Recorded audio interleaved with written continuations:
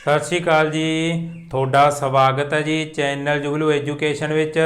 जिहड़ा अपना अज दा टॉपिक है वो वर्ब दियां फॉर्म्स नूं लैके आ भी असी कदों किहड़ी फॉर्म यूज़ करनी आ। असी बड़ी वार लिखते हुए उलझ जाने आ, गलती कर दिंदे आ।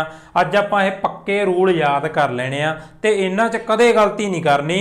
तुहानूं इह बड़ा सौखा लग्गिया करू, देखण सार आपां लिख दिया करांगे भी लो जी आ आऊ। ਹੁਣ देखो शुरू करन तो पहला सानू पता साडे कोले एक्टिव ते पैसिव वॉइस दो ने। पंगा हुण फेर आ हना भी इन्हां दोनां च फर्क की आ। इन्हां दोनां च आपां जे एक मोटा जिहा फर्क तां पहलां जाण लईए।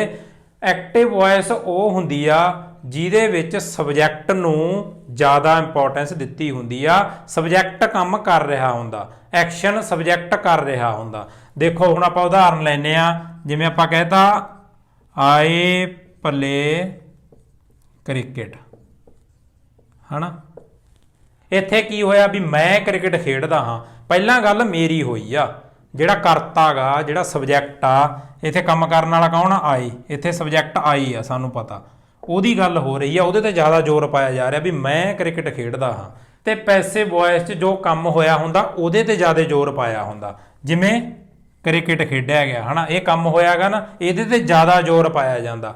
देखो किवें बनूगा फिर वाक, क्रिकेट इज प्लेड बाय मी। ਹੁਣ देखो इन्हां दोनों वाकां दे विच फर्क कोई नहीं। जे असीं इन्हां दा अर्थ करना होवे, इन्हां दा मतलब समझीए तां इन्हां च फर्क ही कोई नहीं। ये एक्टिव ते पैसिव वॉइस और कुछ नहीं हैगा। गल नूं कहण दे दो तरीके ने, अलग अलग तरीके। पहले तरीके च आपां कहता आई प्ले क्रिकेट भी मैं क्रिकेट खेडदा हाँ, आपदे आप ते वध जोर पाया जानी कि सब्जैक्ट ते करता ते।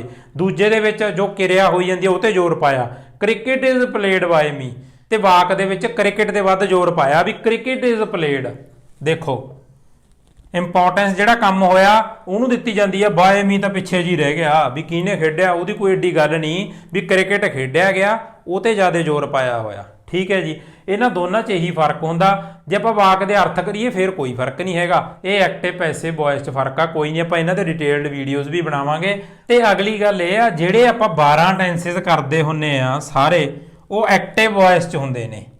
ਆਪਾਂ ਸਾਰੇ ਦੇ ਸਾਰੇ 12 ਟੈਂਸਿਸ ਕਰੇ ਨੇ ਹਨਾ, ਉਹ ਸਾਰੇ ਐਕਟਿਵ ਵੌਇਸ 'ਚ ਕਰੇ ਨੇ, ਕਿਉਂਕਿ ਸਾਨੂੰ ਪਤਾ ਅਸੀਂ ਜ਼ਿਆਦਾਤਰ ਐਕਟਿਵ ਵੌਇਸ ਹੀ ਯੂਜ਼ ਕਰਦੇ ਹਾਂ। ਆਪਾਂ ਬੋਲਣ ਵੇਲੇ ਵੀ ਐਕਟਿਵ ਵੌਇਸ ਹੀ ਯੂਜ਼ ਕਰਦੇ ਹਾਂ। ਆਪਾਂ ਇਹੀ ਕਹਿੰਦੇ ਹੁੰਦੇ ਹਾਂ ਨਾ ਮੈਂ ਕ੍ਰਿਕਟ ਖੇਡਦਾ ਹਾਂ। ਇਸ ਕਰਕੇ ਐਕਟਿਵ ਵੌਇਸ ਦੇ ਹੀ ਆਪਾਂ ਟੈਂਸਿਸ ਸਾਰਿਆਂ ਨੇ ਕਰੇ ਹੋਏ ਆ, ਕਿਉਂਕਿ ਵਾਕ ਉਹਨਾਂ 'ਚ ਹੀ ਬਣਾਉਣੇ ਆ। 12 ਟੈਂਸਿਸ ਉਹ ਸਾਰੇ ਐਕਟਿਵ ਦੇ ਹੁੰਦੇ ਨੇ।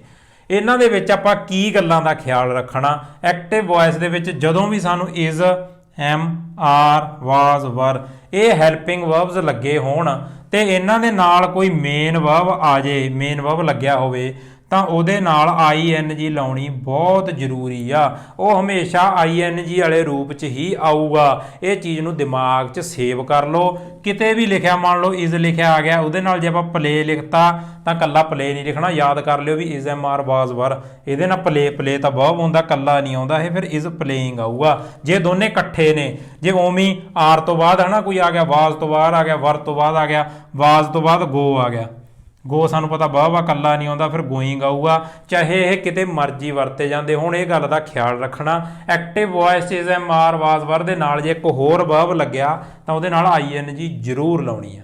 ਠੀਕ ਹੈ ਜੀ, ਹੋ ਗਈ ਪਹਿਲੀ ਗੱਲ। ਉਮੀਦ ਆ ਵੀ ਇਹ ਤੁਹਾਨੂੰ ਸਾਰਿਆਂ ਨੂੰ ਦਿਮਾਗ 'ਚ ਬਹਿ ਗਿਆ ਹੋਊਗਾ, ਤੁਸੀਂ ਹੁਣ ਭੁੱਲਦੇ ਨਹੀਂ ਨਾ, ਇਹ ਗਲਤੀ ਕਰੋ।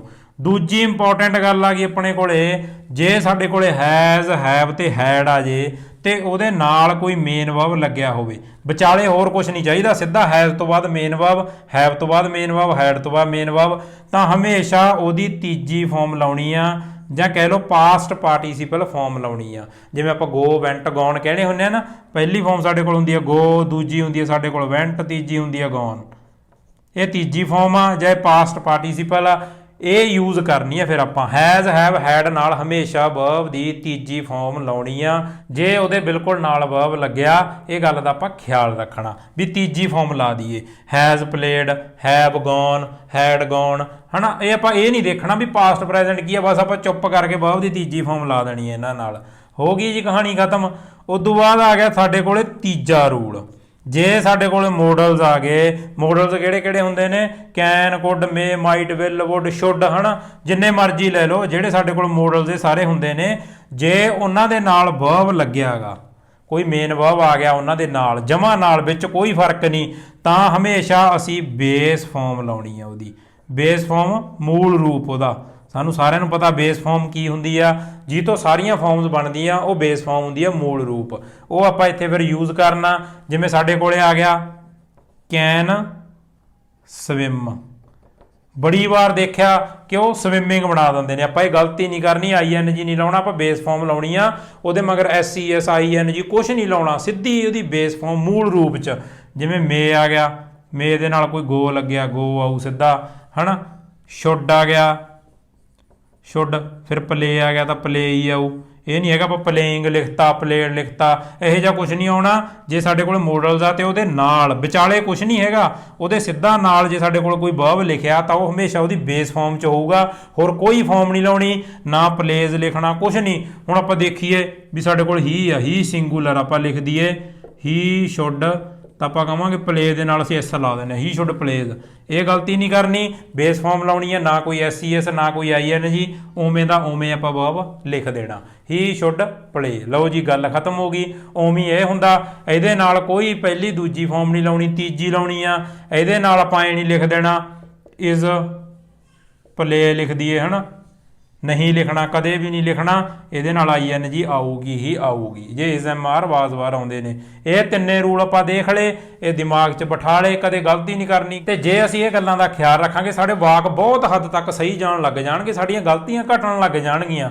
ਇਹ ਪੱਕੇ ਰੂਲ ਨੇ, ਦਿਮਾਗ 'ਚ ਆਪਾਂ ਰੱਖਣਾ, ਚੈੱਕ ਵੀ ਕਰਦੇ ਰਹਿਣਾ ਵੀ ਕਿਤੇ ਅਸੀਂ ਇਹਨਾਂ 'ਚੋਂ ਗਲਤੀ ਤਾਂ ਨਹੀਂ ਕਰਤੀ ਕੋਈ। ਅਗਲੀ ਗੱਲ ਆ ਗਈ ਸਾਡੀ ਪੈਸਿਵ ਵੌਇਸ। ਪੈਸਿਵ ਵੌਇਸ 'ਚ ਕਿਹੜਾ ਮਰਜ਼ੀ, ਚਾਹੇ ਕੋਈ ਮਰਜ਼ੀ ਹੈਲਪਿੰਗ ਵਰਬ ਆ, ਕੁਛ ਮਰਜ਼ੀ ਆ, ਉਹਦੇ ਨਾਲ ਅਸੀਂ ਹਮੇਸ਼ਾ ਵਰਬ ਦੀ ਤੀਜੀ ਫਾਰਮ ਜਾਂ ਕਹਿ ਲਓ ਪਾਸਟ ਪਾਰਟੀਸੀਪਲ ਰੂਪ ਹੀ ਲਾਉਣਾ। ਦੇਖੋ ਜਿਵੇਂ ਉਹਦੇ ਕ੍ਰਿਕਟ ਇਜ਼ ਤਾਂ ਨਾਲ ਉਹਦੇ ਪਲੇਡ ਆਇਆ, ਇਹ ਵਰਬ ਦੀ ਤੀਜੀ ਫਾਰਮ ਜਾਂ ਪਾਸਟ ਪਾਰਟੀਸੀਪਲ ਰੂਪ ਆ, ਪਲੇ ਪਲੇਡ ਪਲੇਡ। ਤੇ ਹੋਰ ਇਹੋ ਜਿਹੇ ਕੋਈ ਮਰਜ਼ੀ ਹੋਰ ਵਰਬਸ ਆ ਜਾਣ, ਗੋ ਵੈਂਟ ਗੌਨ ਤਾਂ ਆਪਾਂ ਲਾਵਾਂਗੇ ਗੌਨ। ਇਹ ਬਸ ਇਹਦਾ ਪੱਕਾ ਰੂਲ ਆ ਵੀ ਪੈਸਿਵ ਵੌਇਸ ਦੇ ਵਿੱਚ ਜਿਹੜਾ ਮੇਨ ਵਰਬ ਹੁੰਦਾ ਉਹ ਹਮੇਸ਼ਾ ਪਾਸਟ ਪਾਰਟੀਸੀਪਲ ਰੂਪ 'ਚ ਹੁੰਦਾ, ਜਾਂ ਕਹਿ ਲਓ ਉਹਦੀ ਹਮੇਸ਼ਾ ਤੀਜੀ ਫਾਰਮ ਆਉਂਦੀ ਆ। ਕਿਹੋ ਜਿਹਾ ਮਰਜ਼ੀ ਕਿਹੜਾ ਮਰਜ਼ੀ ਵਾਕ ਬਣਾ ਲਓ ਪੈਸਿਵ ਵੌਇਸ 'ਚ, ਠੀਕ ਹੈ ਜੀ। ਇਹ ਇਹਨਾਂ ਦੋਨਾਂ ਦੇ ਰੂਲਸ ਨੇ। ਸਾਨੂੰ ਸਾਰਿਆਂ ਨੂੰ ਪਤਾ ਸੀ ਵੀ ਸਾਰੇ ਲਗਭਗ ਬਹੁਤ ਸਾਰੇ ਅਸੀਂ ਵਾਕ ਐਕਟਿਵ 'ਚ ਹੀ ਬਣਾਉਣੇ ਆ, ਪਰ ਦੇਖੋ ਜਦੋਂ ਅਸੀਂ ਆਪਦੀ ਰਾਈਟਿੰਗ ਥੋੜੀ ਜਿਹੀ ਬਿਹਤਰ ਕਰਨੀ ਆ ਤਾਂ ਇੱਕ ਅੱਧਾ ਵਾਕ ਜੇ ਅਸੀਂ ਪੈਸਿਵ 'ਚ ਬਣਾਤਾ ਤਾਂ ਸਾਡਾ ਸਕੋਰ ਵਧੀਆ ਆਊਗਾ ਤੇ ਸਾਡੀ ਰਾਈਟਿੰਗ ਵੀ ਵਧੀਆ ਲੱਗਦੀ ਹੈ ਵੀ ਹਾਂ ਜਿਹੜੀ ਇਹਦੀ ਗ੍ਰਾਮੈਟੀਕਲ ਰੇਂਜ ਆ ਉਹ ਥੋੜੀ ਜ਼ਿਆਦਾ ਆ, ਇਹਨੂੰ ਪੈਸੇ ਬਾਰੇ ਵੀ ਨੌਲੇਜ ਆ। ਆਪਾਂ ਇਹਦੇ ਤੇ ਡਿਟੇਲਡ ਵੀਡੀਓਜ਼ ਵੀ ਬਣਾਵਾਂਗੇ। ਫਿਲਹਾਲ ਇੰਨਾ ਹੀ ਅਸੀਂ ਸਾਰਾ ਕਲੀਅਰ ਕਰ ਲੈਣਾ। ਸਾਨੂੰ ਪਤਾ ਹੋਣਾ ਚਾਹੀਦਾ ਵੀ ਐਕਟਿਵ ਪੈਸਿਵ 'ਚ ਕੀ ਫਰਕ ਆ। ਅਸੀਂ ਇਹ 12 ਟੈਂਸਸ ਐਕਟਿਵ ਵਾਲੇ ਕਰੇ ਹੋਏ ਨੇ, ਸਾਨੂੰ ਚੰਗੀ ਤਰ੍ਹਾਂ ਆਉਂਦੇ ਨੇ ਤੇ ਅੱਜ ਵਾਲੀਆਂ ਗੱਲਾਂ ਇਹ ਸਾਰੀਆਂ ਧਿਆਨ 'ਚ ਰੱਖਣੀਆਂ ਨੇ। ਜੇ ਮਨ 'ਚ ਫੇਰ ਵੀ ਕੋਈ ਡਾਊਟ ਕਨਫਿਊਜ਼ਨ ਆ ਤਾਂ ਕਮੈਂਟ ਕਰਕੇ ਪੁੱਛ ਲਓ, ਆਪਾਂ ਉਹਦਾ ਵੀ ਹੱਲ ਕਰ ਦਾਂਗੇ। ਅਗਲੀ ਵੀਡੀਓ ਲੈ ਕੇ ਜਲਦੀ ਫੇਰ ਹਾਜ਼ਰ ਹੋਵਾਂਗੇ। ਉਦੋਂ ਤੱਕ ਲਈ ਸਤਿ ਸ਼੍ਰੀ ਅਕਾਲ।